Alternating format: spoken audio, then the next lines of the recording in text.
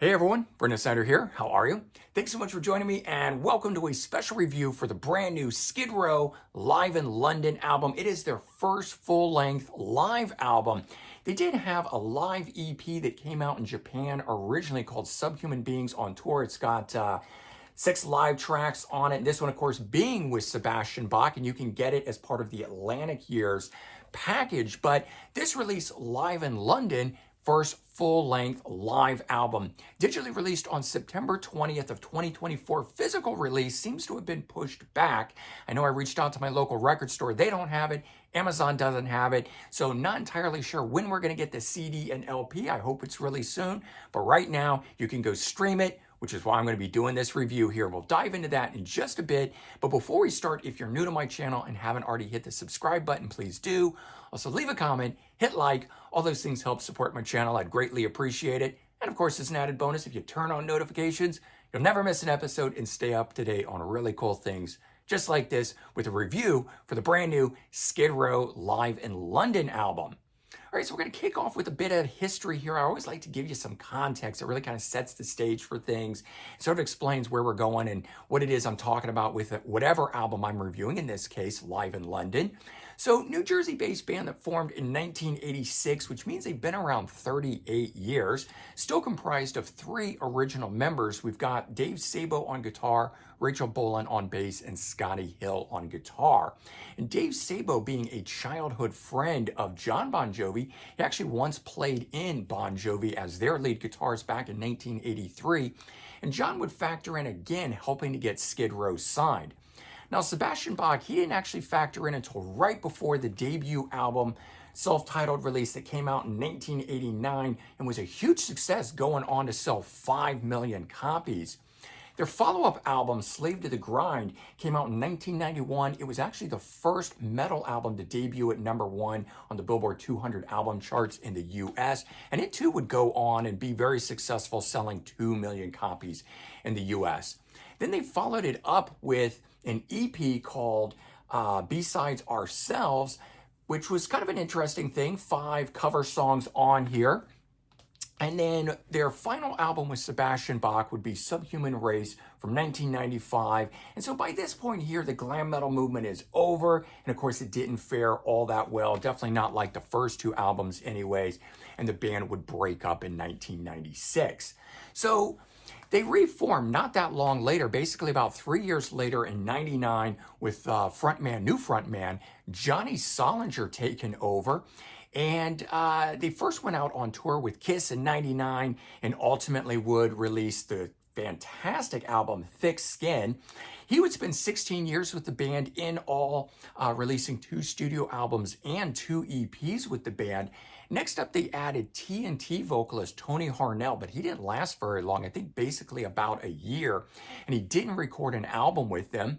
Next up, we have ZP Thart, who came in. Now, he lasted for 8 years, but strangely enough, we never got an album from them, even though it was talked about that they had recorded a number of times.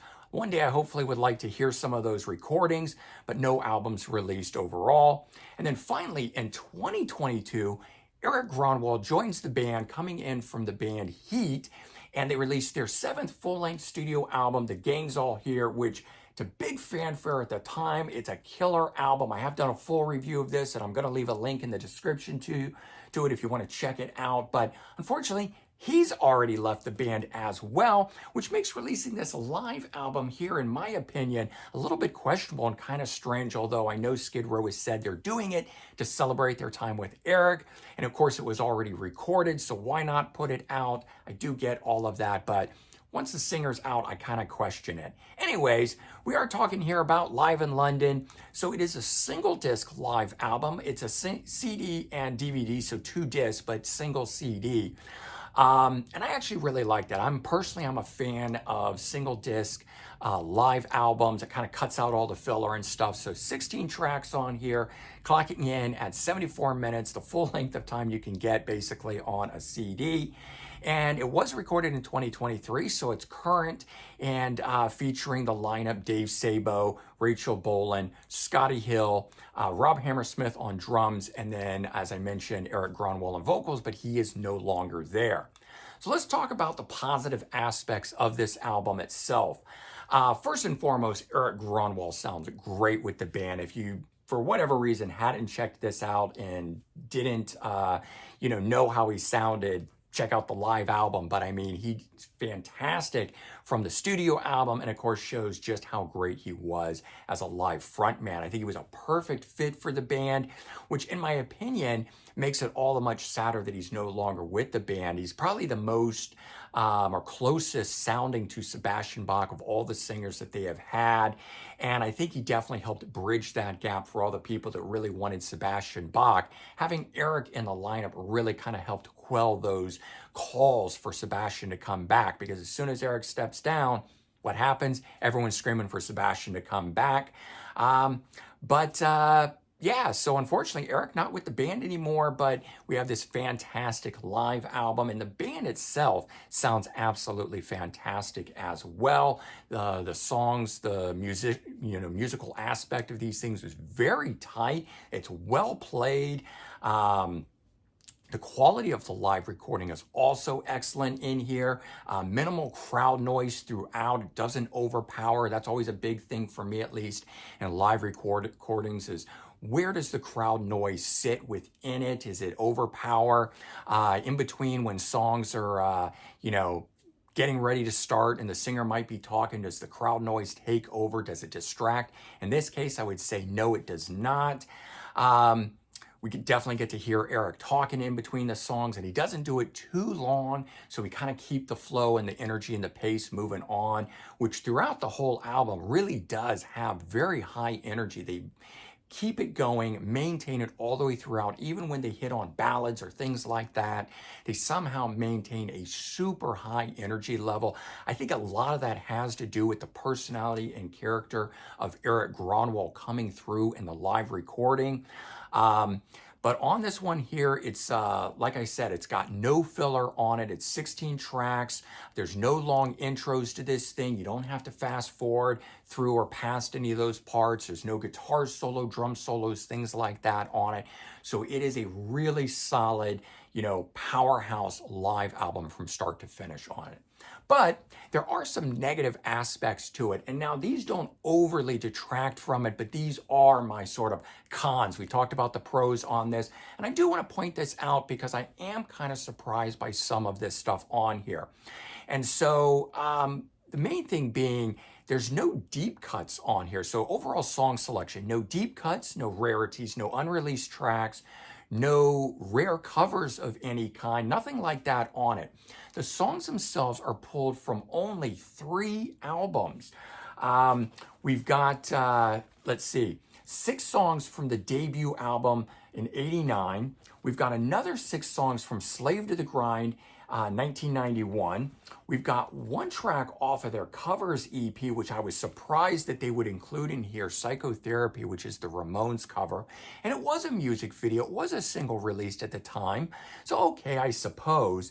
And then 3 songs from the Gangs All Here, which I actually think is a bit underrated. We get the Gangs All Here, the title track, Tear It Down, and Time Bomb on there. But featuring half of each of the first 2 albums on here, in my opinion, for that to be included on a single disc is a bit too much. I really would have liked them to have divvied up and covered some of the other stuff that's on here, and some of the big songs from those first albums that aren't included here. Wasted Time is not included. That was the 3rd single from Slave to the Grind and did really well for them, so I was kind of shocked that that wasn't here. And Here I Am, which was a radio single off of the debut. It was not a music video, but it was a radio single. And I know, at least I heard it played everywhere at the time, certainly just due to how big the album itself was. And then, as I mentioned, no songs from Subhuman Race from '95, no songs from Thick Skin in 2003, no songs from Revolution Per Minute either. And so all in all, no songs from the Johnny Solinger years. They don't do anything from the EPs either that he was part of. So, I mean, you got 4 things they could have actually pulled from. So no representation for those 16 years of time on here. And if they had dropped anything, I would have had them drop the Psychotherapy cover song on here. And like I said, I really feel that this album here is really underrepresented on here, only having had 3 songs. I think it would have rather there been 6 songs from this, just being that is their newest thing. I would have understood that, done 3 or 4 each from the first album, and then picked up some stuff from the Johnny Solinger years. You know, and I would have understood if it was only 1 or 2 songs from that, 1 or 2 songs from Subhuman Race, but live albums are a great chance to cover your whole career. You know, when best ofs are out there and they only cover certain periods or, you know, on certain labels, live albums give you that opportunity. And so for them to not do that, to me, is a really missed opportunity on this as a whole. All right, now just a few other bothersome aspects on here. The other one, and it was the first thing that caught my ear, so to speak, when I heard the first single that dropped on this, was the pyro. And when it sets off, it's really distracting and it's louder than the music, and so it overpowers it. And we're not talking about the concussive bombs that will go off sometimes that are in time with drums and things like that, and they add an extra boost. I would understand that and all. This is actually the type of pyro that shoots out sparks, and the sound that it makes is not cool like the concussive grenades, and so it really stands out and is odd, at least when hearing it on the album itself. Probably looks great on the DVD that's included with the album itself, but in terms of the song, I think it's very jarring. And it starts off with the opening track, Slave to the Grind. That was the first single that was released on this. It's on the 3rd track, Big Guns, and then it's not again until the 15th track, Time Bomb, and the final song, Youth Gone Wild, as you can imagine the song they're closing with. And that one, it happens so many times at the beginning of it, it's just really kind of jarring, and in my opinion, makes that song not unlistenable, but definitely you can't release it like a single because it's just kind of all choppy at the beginning on it. And while there's no guitar or drum solos on this thing, there is this sing-along part in Monkey Business, which I really could have done without. And so, bottom line on this album here, you know, for all my complaining on this thing, it really is quite a good album. A lot of positive aspects on this thing that absolutely outweigh any of those negative aspects, but I do like to give a very well-balanced review on these sort of things here. And there's probably a lot of people that don't actually have any issues with those negative aspects that I talked about. I think there's a lot of people that are only interested in the first 2 albums and probably don't care about crowd noise, pyro noise, stuff like that. So I get it. I actually understand why it is that Skid Row went the path that they did on this here. And it's a very good live album. Definitely going to be something to be enjoyed within the moment. I just don't think I'm going to return to it all that often because there's no unique qualities about it. Like I said, no deep cuts, no rarities, no unreleased recordings, no rare cover songs, a new cover song that I haven't heard before kind of a thing. Nothing like that on this thing.